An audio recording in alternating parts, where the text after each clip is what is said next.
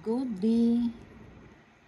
Dito naman po tayo sa The Basic 46 Katakana Characters. Umpisahan po natin sa A, O, O. Ka, K, Go, K, Ko. Sa, Si, So, Si, So. Ta, Shi, Chu, Ti, To. Na, Ni, Nu, Ni, No. Ha, He, Fu, Hei, Ho. Ma, Mi, Mu, Mi, Mo. Ya, Yu, Yo. Ra, Ri, Ru, Ri, Ro.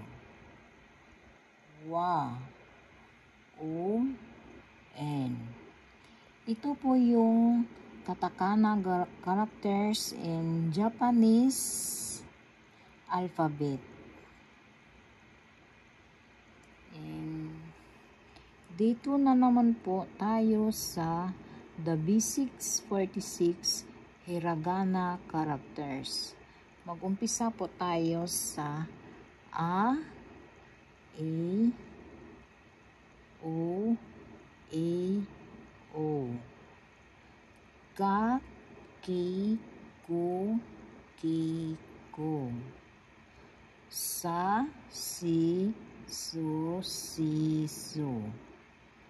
Ta, Chi, Chu, Ti, To. Na, Ni, No, Ni, No.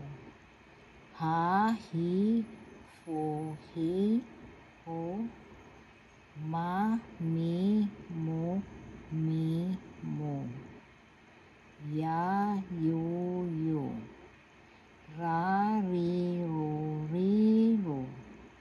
Wa, O, N.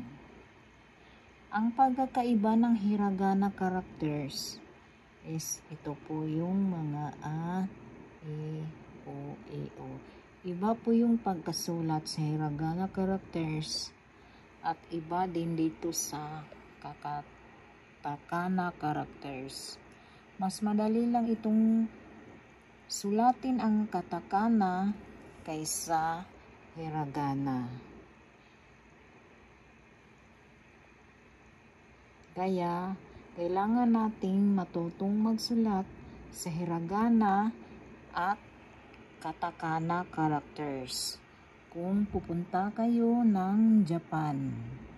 Thank you for watching!